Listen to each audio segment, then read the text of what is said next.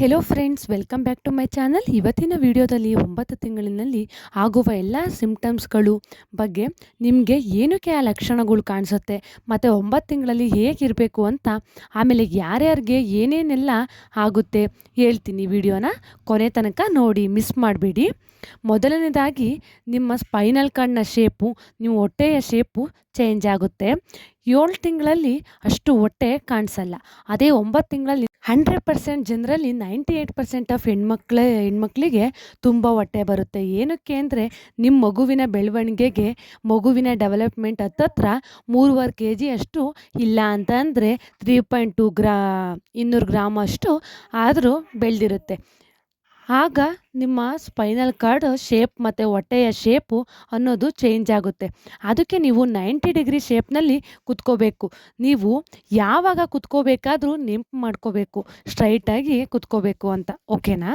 ಆಮೇಲೆ ಮೇಯ್ನಾಗಿ ಬೆನ್ನೋವು, ಸೊಂಟ ನೋವು ಜಾಸ್ತಿ ಇರುತ್ತೆ 9 ತಿಂಗಳಲ್ಲಿ.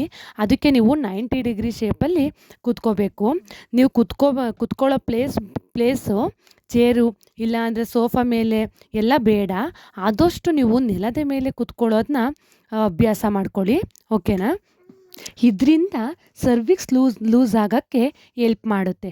ಎರಡನೇದು ಏನು ಸಿಂಪ್ಟಮ್ಸ್ ಅಂದರೆ, ಮಗು ಕಿಕ್ಸ್ ಬಂದು ತುಂಬ ಹೆವಿಯಾಗಿ ಇರುತ್ತೆ. ಸೊ ಮಗುವಿನ ತೂಕ ಜಾಸ್ತಿ ಆಗ್ತಾ ಮಗುವಿನ ಪ್ರೆಷರ್ ಕೂಡ ಜಾಸ್ತಿ ಆಗ್ತಾ ಹೋಗುತ್ತೆ. ಮತ್ತು ಕಾಲು ನೋವು ಜಾಸ್ತಿ, ಮಗುವಿನ ತೂಕ ಮತ್ತು ಇದ್ರ ಜೊತೆಗೆ ನಿಮ್ಮ ತೂಕ ಎರಡೂ ಸೇರಿ ಕಾಲು ನೋವು ವಿಪರೀತ ಇರುತ್ತೆ. ಆಮೇಲೆ ಕೆಲವರಿಗೆ ಬ್ಲಡ್ ಕಮ್ಮಿ ಇರುತ್ತೆ, ಅದರಿಂದ ಈ ಜಾಗದಲ್ಲಿ ಕಾಲಿಟ್ಕೊಳ್ಳುತ್ತೆ. ನಾನು ಪಿಕ್ಚರ್ ಹಾಕ್ತಾ ಇದ್ದೀನಲ್ಲ, ಆ ಜಾಗದಲ್ಲಿ ನೋಡಿ, ಈ ಭಾಗದಲ್ಲಿ ಈ ವಿಪರೀತ ಕಾಲು ಇರುತ್ತೆ. ಇದು ನೈಟ್ ಟೈಮಲ್ಲಿ ಕಾಲಿಟ್ಕೊಳ್ಳೋದು ಜಾಸ್ತಿ. ಕಾಲು ನೀವು ಸ್ಟ್ರೈಟಾಗಿ ನೀಡ್ಕೊಂಡು ಮಲ್ಕೊಂಡ್ರೂ ಸಹ ಕಾಲು ಸಡನ್ನಾಗಿ ಇಟ್ಕೊಳ್ಳುತ್ತೆ. ಇದಕ್ಕೆ ಕಾರಣ ರಕ್ತ ಕಮ್ಮಿ ಇದೆ ಎಂದರ್ಥ. ಆಮೇಲೆ ಹಲಸಿನ ಹಣ್ಣು ಜಾಸ್ತಿ ಸಿಗುತ್ತೆ ಅಂತ ಜಾಸ್ತಿ ತಿನ್ನೋಕ್ಕೆ ಹೋಗಬೇಡಿ. ಅದರಿಂದ ಮತ್ತೆ ಬ್ಲಡ್ ಕಮ್ಮಿ ಇರೋದ್ರಿಂದ ಆಗುತ್ತೆ. ಇದು ಕಾಮನ್ನು. 8 ತಿಂಗಳಿಂದ ಸ್ಟಾರ್ಟ್ ಆಗುತ್ತೆ, 9 ತಿಂಗಳಿಗೆ ಹೆವಿ ಆಗುತ್ತೆ. ಇದನ್ನು ವಾಸಿ ಮಾಡೋಕ್ಕಾಗಲ್ಲ, ಅದು ಮಗು ಆದಮೇಲೆ ಸರಿ ಹೋಗುತ್ತೆ. ಏನು ಒರಿಬೇಡ, ಓಕೆನಾ? ಇದು ಒಂದು ನಿಮಗೆ ನೆನಪಿರಲಿ. ನೆಕ್ಸ್ಟು, ನಿಮ್ಮ ಹೊಟ್ಟೆಯ ಆಕಾರ ಚೇಂಜ್ ಆಗುತ್ತೆ, ಹೋಗ್ತಾ ಡೌನ್ ಆಗುತ್ತೆ ಹೊಟ್ಟೆ. ಇದಕ್ಕೆ ಕಾರಣ ಮಗುವಿನ ತೂಕ.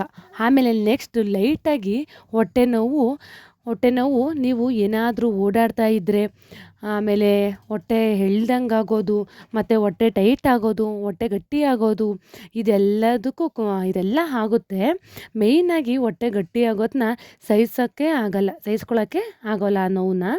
ಇದಕ್ಕೆ ಮಗುವಿನ ಬೆಳವಣಿಗೆನೇ ಕಾರಣ. ಪೇಯ್ನ ಫೀಲ್ ಮಾಡಿ, ಸಂತೋಷವಾಗಿ ಫೀಲ್ ಮಾಡಿ, ಆಗ ಪೇಯ್ನು ಏನು ದೊಡ್ಡದಲ್ಲ. ನೆಕ್ಸ್ಟ್ ಬಂದು ಕಾನ್ಸ್ಟಿಪೇಷನ್. 98% ಆಫ್ ಪ್ರೆಗ್ನೆನ್ಸಿ ವುಮೆನ್ಗೆ ಬಂದು ನಿಮ್ಮ ಮಗುವಿನ ತೂಕ ಬಂದು ನಿಮ್ಮ ಡೈಜೆಸ್ಟಿವ್ ಸಿಸ್ಟಮ್ ಮೇಲೆ ಪ್ರೆಷರ್ ಆಗಿ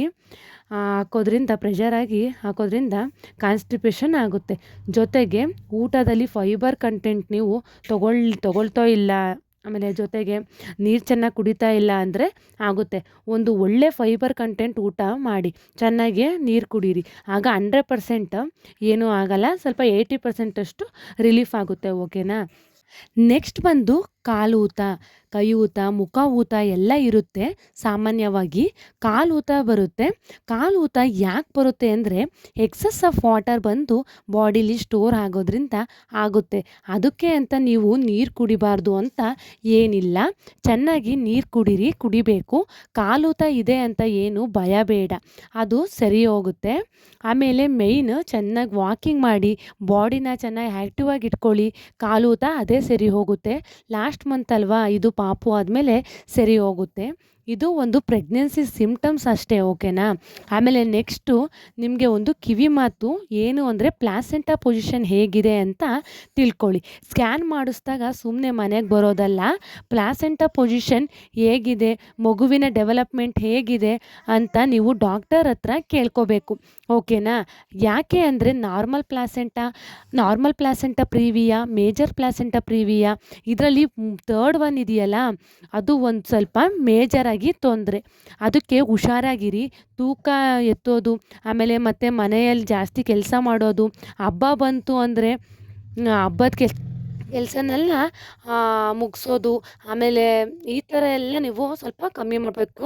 ದೊಡ್ಡ ದೊಡ್ಡ ಬಿಂದಿಗೆಗಳು ಎತ್ತೋದು, ಜೋರಾಗಿ ಮೆಟ್ಲನ್ನು ಹತ್ತೋದು, ಹೆವಿ ಶಾಪಿಂಗ್ ಮಾಡೋದು, ಮತ್ತು ಹೀಗೆ ಹೇಗೆ ಬೇಕೋ ಹಾಗೆ ಮಲ್ಕೊಳ್ಳೋದು, ಈ ಥರ ಎಲ್ಲ ಮಾಡಿದ್ರೆ ಖಂಡಿತವಾಗ್ಲೂ ಬ್ಲಡ್ ಬ್ಲೀಡಿಂಗ್ ಆಗುತ್ತೆ. ಪ್ಲಾಸೆಂಟಾ ಪ್ರಿವಿಯಾ ಇರೋರು ತುಂಬ ಹುಷಾರಾಗಿ ಇರಬೇಕು. ನಿಮ್ಗೇನಾದರೂ ಇನ್ನೂ ಒಂದು ಮಗು ಇದ್ದರೂ ಸಹ ಆ ಮಗುನು ನೀವು ಎತ್ಕೋಬಾರ್ದು, ಓಕೆನಾ? ಟೋಟಲಿ ನೀವು ಹುಷಾರಾಗಿರಬೇಕು. ನೆಕ್ಸ್ಟ್ ಬಂದು ಪುಷ್ಷಿಂಗ್ ಜಾಸ್ತಿ ಇರುತ್ತೆ. ಮೇಯ್ನಾಗಿ ನಾನು ನಿಮಗೆ ಇದ್ರ ಬಗ್ಗೆನೇ ಹೇಳಬೇಕು ಅಂತ ಇದ್ದೆ, ಓಕೆನಾ? ಮೇಯ್ನಾಗಿ ಪುಷ್ಷಿಂಗ್ ಪ್ರೆಸ್ ಅಂತ ಹೇಳ್ತಾರೆ. ಮಗುವಿನ ತೂಕ ಸರ್ವಿಕ್ಸ್ ಮೇಲೆ ಬೀಳ್ತಾ ಹೋದಂಗೆ ಪೆಲ್ವಿಕ್ ಏರಿಯಾದಲ್ಲಿ ಮಗು ಫಿಕ್ಸ್ ಆಗ್ತಾ ಹೋಗುತ್ತೆ. ಆಗ ನಿಮಗೆ ವೆಜನಲ್ ಪಾರ್ಟ್ ಏನಿದೆ ಅದು ಎಕ್ಸ್ಪೆಂಡ್ ಆಗೋಕ್ಕೆ, ಪುಷ್ ಆಗೋಕ್ಕೆ ಏನೋ ಒಂಥರ ನೋವಾಗುತ್ತೆ ಅಥವಾ ಊತ ಬರುತ್ತೆ, ಯೂರಿನ್ ಪಾಸ್ ಮಾಡಿದ್ರೆ ಉರಿ ಆಗುತ್ತೆ, ಮತ್ತು ವೈಟ್ ಡಿಸ್ಚಾರ್ಜ್ ಆಗುತ್ತೆ. ಇದು ಎಲ್ಲ ನಿಮಗೆ ಫೀಲ್ ಆಗ್ತಾ ಹೋಗುತ್ತೆ. ಇದು ಫುಲ್ಲಿ ಕಾಮನ್ನು, ಭಯ ಬೇಡ. ಆಮೇಲೆ ನಿಮಗೆ ಸ್ಟ್ರೆಚ್ ಮಾರ್ಕ್ಸ್ ಕೂಡ ಇದ್ದೇ ಇದೆ, ಏನು ವರಿ ಬೇಡ. ಡಾಕ್ಟರ್ನ ಕನ್ಸಲ್ಟ್ ಮಾಡಿ ಕ್ರೀಮ್ ಕೇಳಿ. ಈಗ ಏನು ಬೇಡ, ಪಾಪು ಆದಮೇಲೆ ಹಚ್ಕೊಳ್ಳಿ, ಓಕೆನಾ? ನೆಕ್ಸ್ಟು ಮಗುವಿನ ಡೆವಲಪ್ಮೆಂಟ್ಗೆ ಏನೇನೆಲ್ಲ ತಿನ್ನಬೇಕು ಹೆಲ್ತಿ ಫುಡ್ಸ್ನ ಅದನ್ನು ನೋಡಿ. ಅದನ್ನು ನಾನು ವಿಡಿಯೋ ಮಾಡಿ ಹಾಕಿದ್ದೀನಿ. ಅದನ್ನು ಆದಷ್ಟು ನೀವು ತಿನ್ನಿ. ಆಗ ಮಗುವಿನ ಡೆವಲಪ್ಮೆಂಟ್ ಚೆನ್ನಾಗಾಗುತ್ತೆ. ಆಗ ಆಫ್ಟರ್ ಡೆಲಿವರಿ ನಿಮಗೆ ಒಳ್ಳೆಯ ಪೀರಿಯಡ್ ಮೆನ್ಸುಲೇಷನ್ ಸೈಕಲ್ಲು ಬಂದು ಸೆಟ್ ಆಗುತ್ತೆ, ಓಕೆನಾ? ಆಮೇಲೆ ನೆಕ್ಸ್ಟು ಚೆನ್ನಾಗಿ ನೀರು ಕುಡೀರಿ, ಚೆನ್ನಾಗಿ ಹೆಲ್ತಿ ಫುಡ್ಸ್ ತಿನ್ನಿ, ಆಗ ಚೆನ್ನಾಗೆ ಡೆಲಿವರಿ ಆಗುತ್ತೆ, ಓಕೆನಾ? ಓಕೆ ಫ್ರೆಂಡ್ಸ್, ಟೇಕ್ ಕೇರ್, ಬಾಯ್ ಬಾಯ್.